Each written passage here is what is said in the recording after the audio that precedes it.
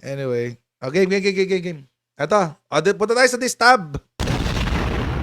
Distab naman tayo. Distab. So, ito yung produkto ng dalawang chismis ni Attorney Harry Roque.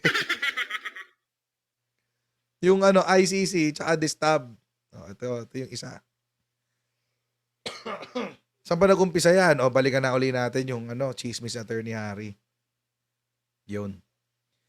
Distab rumors behind BBM's new ICC position, says Harry Roque. Yan, galing yan sa website ng abogado. Yarn.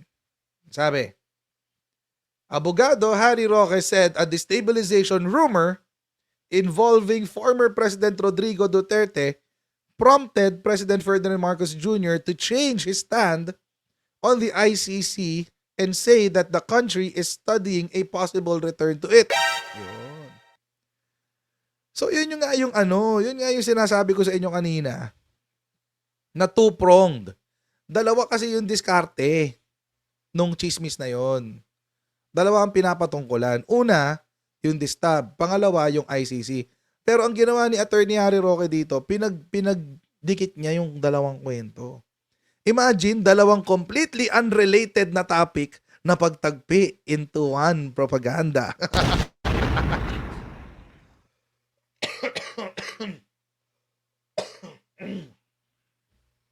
Di ba? Tindi. Ganun. Ganun talaga. So, ang sinasabi dito ni Attorney Harry, dahil daw sa isang destabilization rumor, nagbago ang isip ni President Bongbong Marcos na papasukin na ang ICC sa Pilipinas. See? Ang galing, di ba? Sabi, Roque Duterte's former spokesperson said a source informed him that Marcos did not like the rumor about the destabilization plot that also allegedly involved retired military officers. So what could have provoked PBBM to change his mind? My informant revealed that the president was dismayed by the destabilization rumor allegedly involving retired military officers and FPRRD. The same military veterans reportedly informed Marcos of their discussion with Duterte. See? So, ibig sabihin, yung mga kinausap ni Digong na military officers, sila rin yung lumapit kay Presidente at nagsumbong.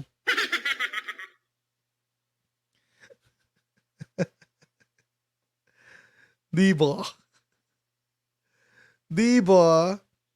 So, ibig sabihin, kung naaning man si Presidente, may dahilan. Hindi siya out of the blue. Hindi siya produkto ng bipolar personality disorder. Shoutout muna tayo sa mga kaibigan natin sa Sendwave. So kung kayo po ay nasa US, UK, Canada, Italy, France, Spain, Ireland, and Belgium, ay pwede na ba magpadala ng inyong mga remittances sa Pilipinas nang wala pong remittance fees. Ang gamit nyo lang ay Sendwave. Download nyo lang sa Sendwave app, gawa kayo ng account, lagay nyo ba ang account details nyo. At pwede na kayo magpadala sa GCash, sa mga bangko, at iba't ibang mga pawn shops din. At kapag ginamit nyo pa kayong promo code na Coach Jared sa inyong unang padala, ay may karagdagan $20 kayong makukuha, mga Coachero. Kaya ayan, tayo po ay gumamit na ng Sendwave for all of your remittance needs. Okay. Game. May dahilan. Bakit? Kasi yung military officials na rin na yan, military veterans din na yan, ang nagsumbong sa kanya tungkol sa destabilization na pinaplano ni FPRRD. Di lalong nasira si FPRRD sa kwento niya. Diba? Diyos ko. Tapos sinabi pa ni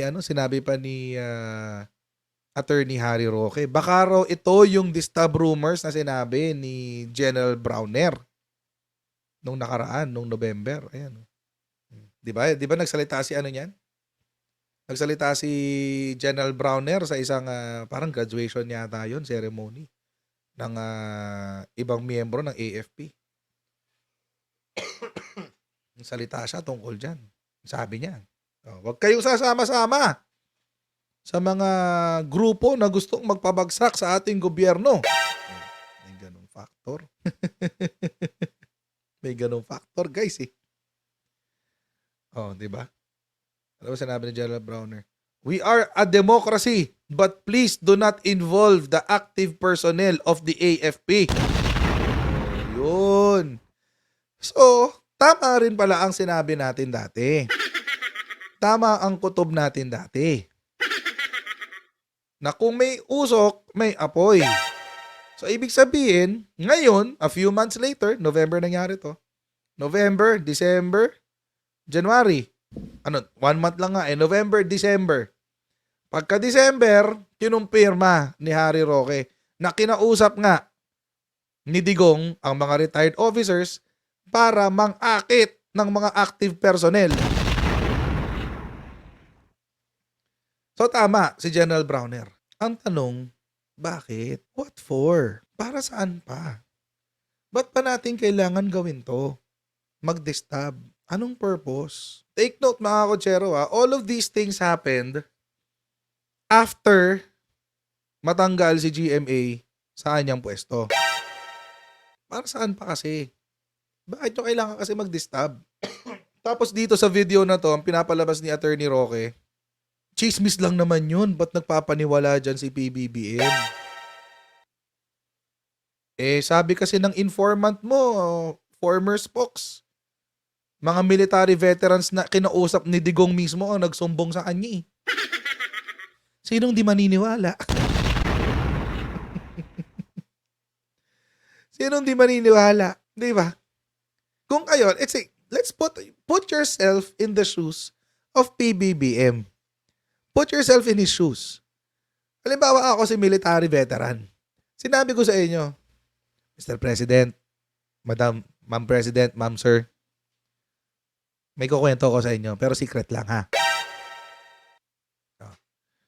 Wait lang. Wala pa nakikinig sa atin. O, game. Ganito. Mr. President, Miss President, kayo si Presidente ha. Lumapit ho sa akin si FPRRD. Ang sabi, mag-destabilize daw ho kami, sir. Ano ang gagawin namin? It's his words. Yan yung salita ni Attorney Harry Roque. Tapos, di ba, sumikat yung manifesto. Oh, natawa lang ako sa One News kasi si One News, naalala ko nung tinapik natin ito na isang araw. Sabi niya, hindi pa raw nila nakikita yung manifesto. Hinahanap pa raw nila yung manifesto. Kasi tawa ako kasi nilagay nila yung picture, yung video doon nung Survivor something. Si Survivor. Siya si Survivor. Ayun, nilagay yung video doon. Eh kung titignan mo lang pala yung description box, nandoon yung link ng manifesto. Nandoon yung link ng manifesto. O di ako, nahanap ko, naklik ko siya. O ito. Ito yung manifesto. Ay, yay. Ito yun. Ito yung manifesto, guys. Manifesto ng taong bayan para sa inang bayan. May almost 10,000 na sila. Dami na nilang pumirma. Yan. Ferdinand Marcos Jr. government has taken the path of oppression, suppression of truth, justice, and our basic rights, our freedom of expression. Talaga. Talaga ba? Sorry naman. Parang hindi ko dama. His government cultivates a culture of corruption, deception, coercion, and colludes with enemies of the state. Big words. Okay. His government officials use existing laws to protect themselves from prosecution, to enrich themselves, or to sow fear amongst our citizens. Okay. Mapapatunayan kaya nila to pag tinanong natin sila. We strongly believe that our democratic processes and future of our country is in peril. We the people proclaim this incompetence, greed, decadence, indolence, and cruelty. Okay. Okay. Ang haba. Ang haba eh. Meron pa bang iba? Ay, ba't nawala? Uy, the server is misbehaving. Bakit? Sana hindi dinilit, no? Nawala bigla eh. Pwede ba ako i-block? Hindi kaya na-block ako. Wala. Hindi na ma-access yung ano, petition, yung manifesto. Wait, tatry ko sa ibang ano, website. Sa ibang ano. Ba't ganun? Sana na-access sa iba. Uy, di ko na ma-access. DNS can't be reached na. Anyari? Ay! Uy! Ay, wala na rin. Ay, dinilit nila. Sana sira lang yung website, no? Server issue. Wala. Nawala.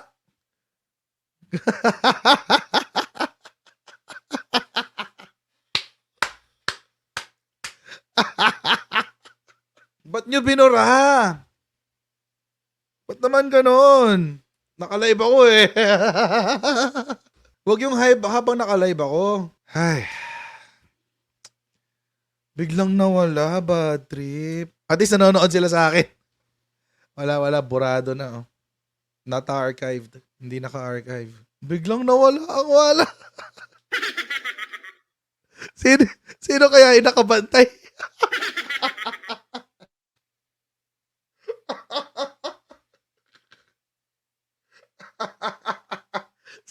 Sino man yung nakabantay? Ma'am sir, paki-activate ulit.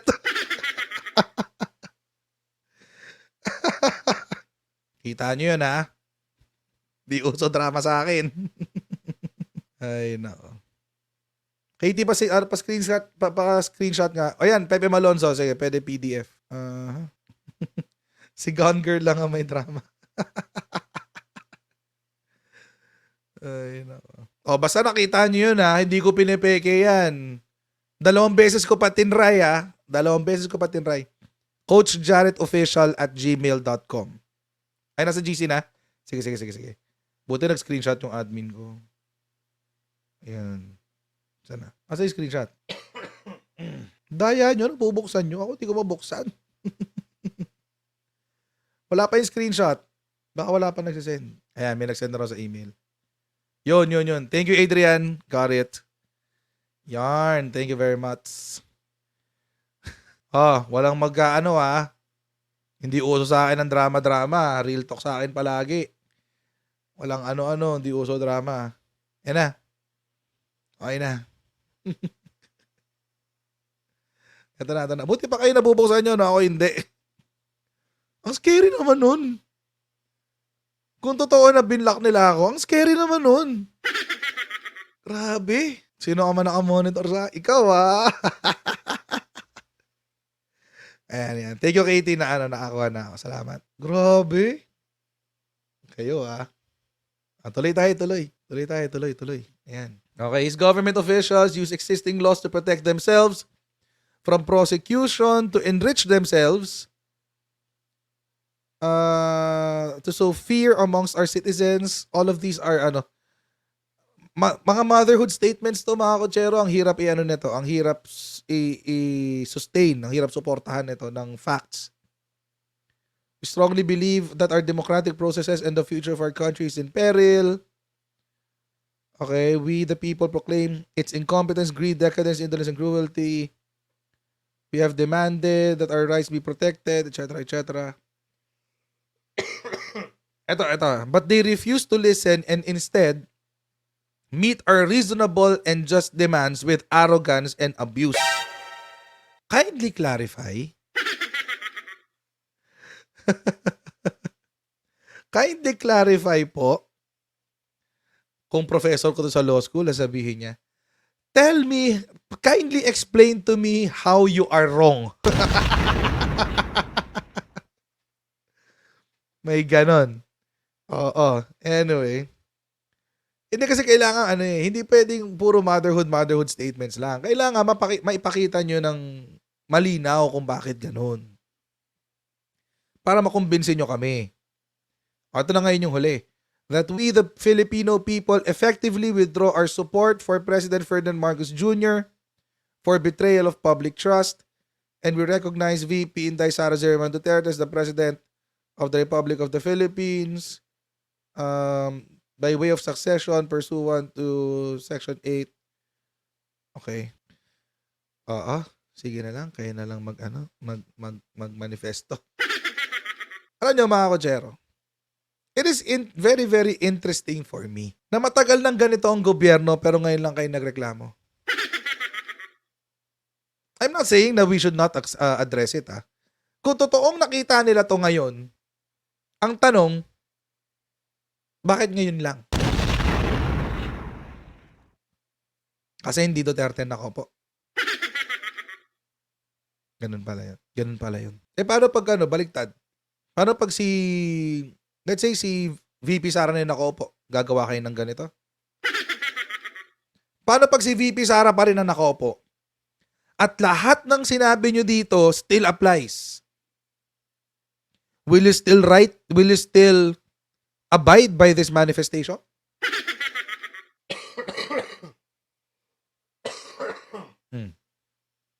Paano kung baliktad? Let's say maging successful kayo dyan. Will there be a different Congress? Mawawala ba yung sinasabi yung shameless betrayal of our government officials? Or kaipokritohan na naman to? Kaipokritohan na naman siguro to. Kaya ako mga Kojero, hindi ako masyadong tumitingin na ngayon sa personality. Nung eleksyon, syempre medyo titignan mo yung personality. Pero much more yung kanilang what do you call that? Platform of government. Ngayon kasi nangyayari, this is just a battle of personalities. 'Di ba? Parang pinag-aaway nyo lang yung Coke at saka Pepsi. Ganun, parang ganun eh. But anyway, salamat for sending yung mga marami nag-send, hindi lang si Adrian. Pero salamat po sa mga nag-effort na magpadala. Thank you very much. Kay Mark, Edward, Peñavier, tsaka kay Pepe Malonzo, salamat. Pati sa GC namin, dami nag-send. Si Renny Watanidjo, si Ate Trexie, si Katie, yan. Anyway, so yun. Pero anyway, going back. So nagsalita na nga ang ating AFP. Finally, tungkol dito sa Destab. Naglabas na ng statement ang ating AFP. Susuportahan ba nila itong Destab? Sagutin natin yung tanong. Kaya ano ba yung katotohanan dito sa usap-usapan na umano'y destabilization laban sa pamahalaan?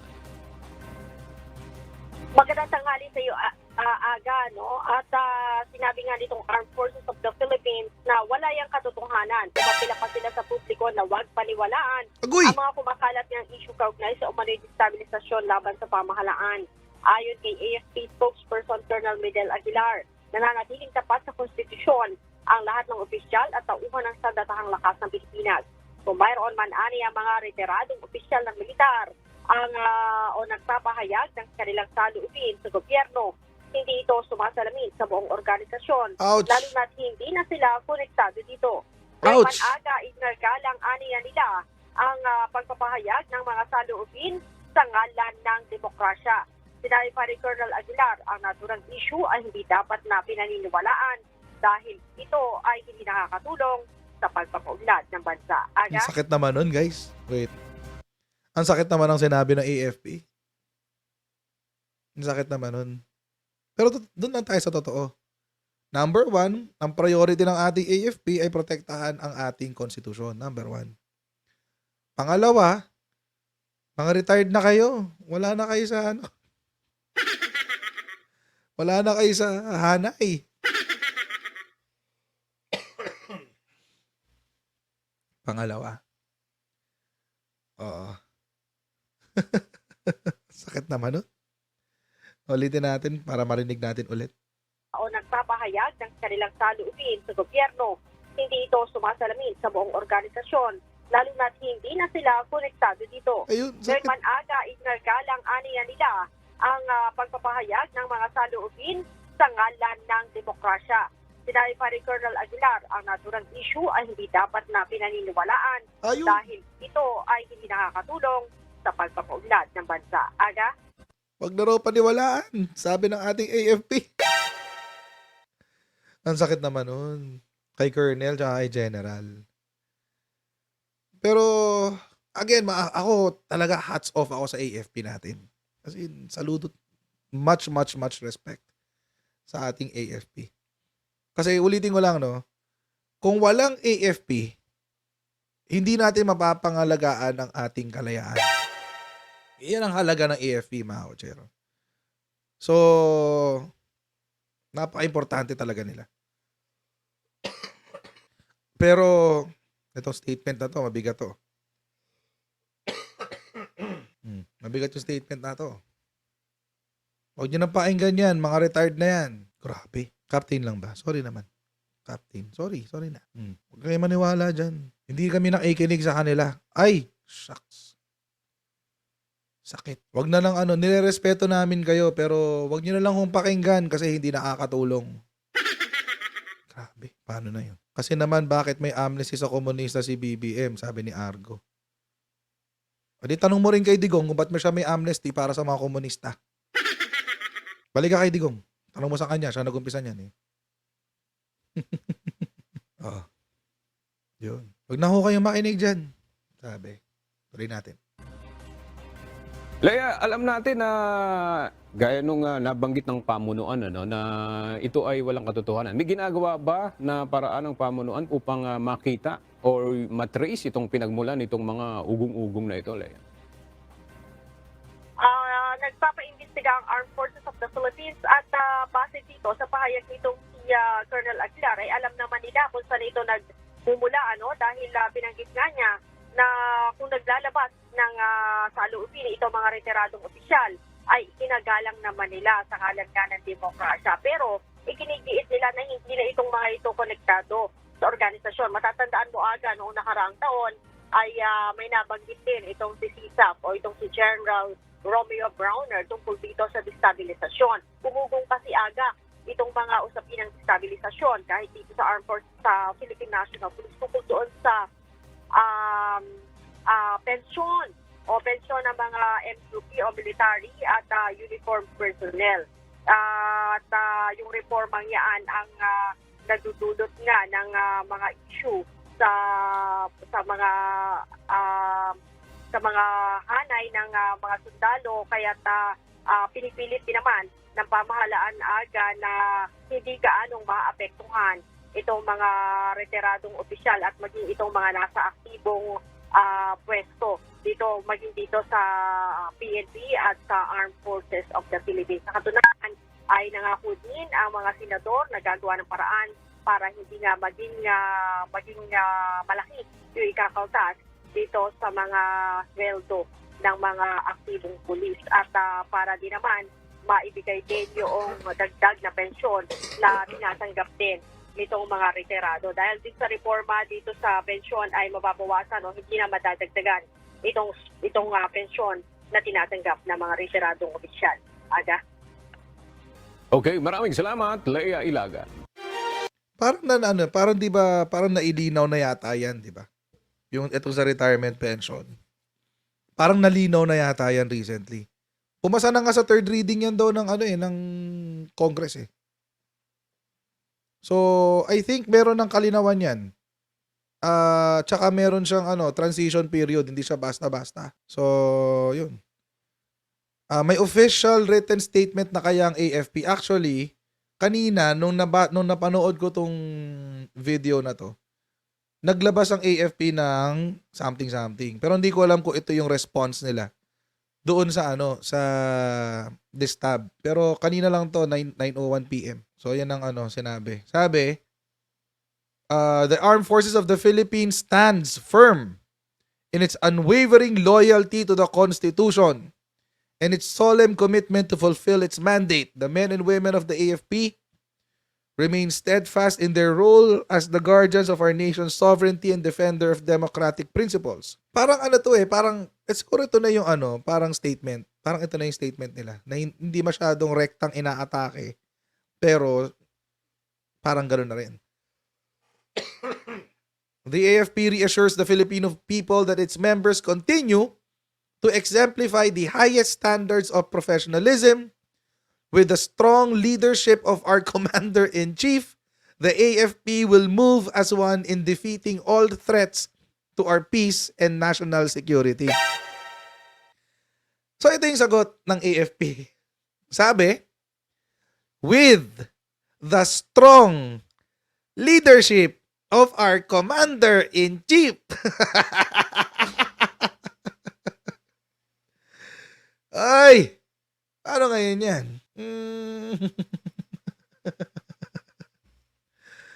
Alam mo, Argo, paano kasi alam mo kung bakit shallow yung pagkakaintindi mo doon sa sagot.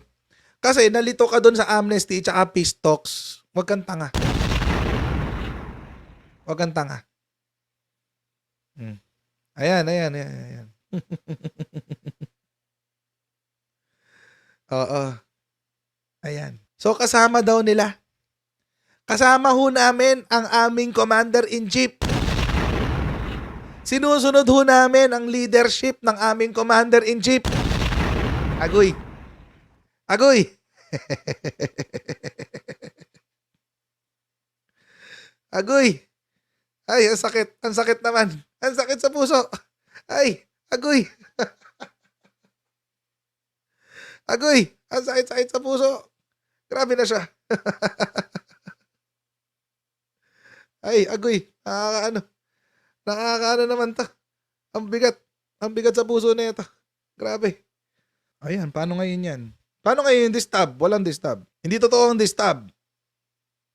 Or, baka may gustong mag-distab, kaso, wala eh. Ang sabi ng AFP, dito kami sa namin, sa Commander-in-Chief namin. Ayan, oh.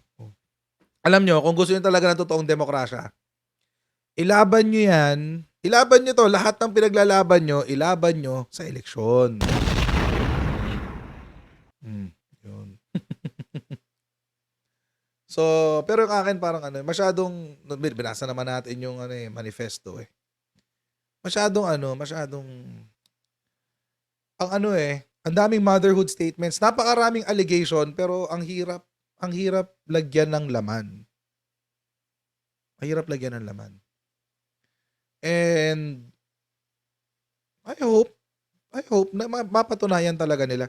And kung talaga naniniwala sila dyan, uulitin ko lang, sasabihin ko lang ulit, mag-file kayo ng impeachment. Patunayan nyo sa impeachment court. Doon nyo patunayan yan sa impeachment court. Sasabihin nyo, paano aakyat yan sa impeachment? Tawag dito, yung House Speaker, yung pinsan niya. At least pinaglalaban kayo. At least totoo yung pinaglalaban nyo, di ba? Isagad nyo. Use the legal and democratic process. Total naman, you're fighting. Ang weird eh. You're fighting for democracy, pero ang gusto nyong methodology is civil disobedience. Nasaan ang demokrasya doon?